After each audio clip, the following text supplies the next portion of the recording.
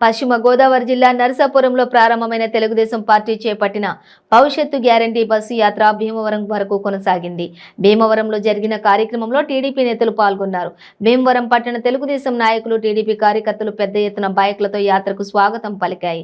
భీమవరంలో తెలుగుదేశం పార్టీ భవిష్యత్తుకు గ్యారంటీ కార్యక్రమం నిర్వహించారు. నిమ్మల రామానాయుడు మాట్లాడుతూ తెలుగుదేశం పార్టీ ఒకే సిద్ధాంతాన్ని నమ్ముతుందని, ఎక్కడైతే మహిళలు గౌరవించబడతారో అక్కడ దేవతలు సంచరిస్తారని సూక్తిని పాటిస్తుందని చెప్పి అన్నారు. మగవారితో సమానంగా ఆడవారికి హక్కులు మాజీ ముఖ్యమంత్రి నందమూరి తారక రామారావు గారు కల్పించారని అన్నారు.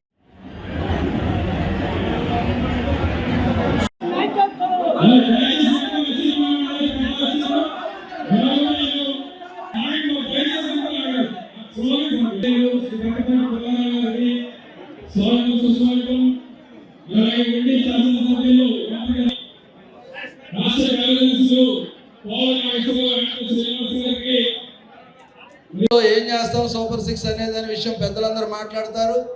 కానీ జగన్మోహన్ రెడ్డి వచ్చిన తర్వాత ఈ రాష్ట్రంలో ప్రధానంగా దళితులందరూ కూడా జగన్మోహన్ రెడ్డిని అధికారంలోకి తీసుకురావాలని కలలుగని కష్టపడి అధికారాన్ని అప్పచెప్తే అదే దళితుల్ని ఈరోజు ఏ విధంగా చూస్తున్నాడు అనేది మనందరం కూడా అర్థం చేసుకోవాల్సినటువంటి అవసరం ఉంది.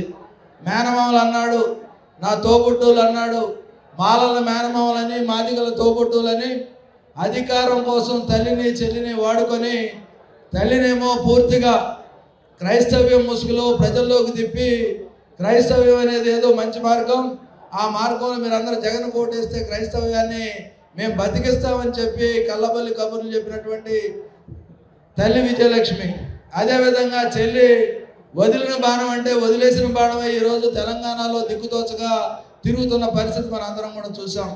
ఈరోజు ఒకటే అడుగుతా ఉన్నా, జగన్మోహన్ రెడ్డి క్రైస్తవులను మోసం చేశాడు, హిందువులను మోసం చేశాడు. ఏ రోజు కూడా వెంకటేశ్వర స్వామికి అర్పించేటటువంటి పట్టు వస్త్రాలు సతీ సమేతంగా ఏ రోజు కూడా అప్పచెప్పలేదు అనేది మనందరం కూడా చూస్తూ ఉన్నాం. అదేవిధంగా క్రైస్తవ్యాన్ని అబాసు పాలు చేసి ఏదైతే పదాజ్ఞలను కూడా తోలనాడి స్వరూపానంద కాళ్ళు మొక్కినటువంటి పరిస్థితి జగన్మోహన్ రెడ్డి. ఒక పక్క క్రైస్తవులను మోసం చేశాడు, మరోపక్క హిందువులను మోసం చేశాడు. నమ్ముకున్న మాలల్ని మాదిగల్ని ద్రోహం చేసి 27 పథకాలు రద్దు చేసి ఏదైతే సుబ్రహ్మణ్యం హత్య చేసి ఎమ్మెల్సీ స్వయంగా డోర్ డెలివరీ చేసినటువంటి పరిస్థితి జగన్మోహన్ రెడ్డి పాలనలో ఉంది. ఒకసారి ఆలోచన చేయండి. అదేవిధంగా వరప్రసాద్ని శిరోమణనం చేశారు. ఆ రోజు ఏదైతే కరోనాలో మాస్క్ అడిగిన పాపానికి డాక్టర్ సుధాకర్ని పిచ్చివాడిని చేసి ఈ రాష్ట్రంలో 280 పైగా దళితుల మీద హత్యలు కానీ అత్యాచారాలు కానీ చేసినటువంటి జగన్మోహన్ రెడ్డి దళితులందరూ ఆలోచన చేయండి. అలాంటి దుర్మార్గుడు ఈ రాష్ట్రానికి అవసరం లేదు.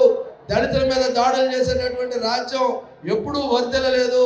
అలాంటి రాజును మనం దించాల్సినటువంటి అవసరం ఉంది.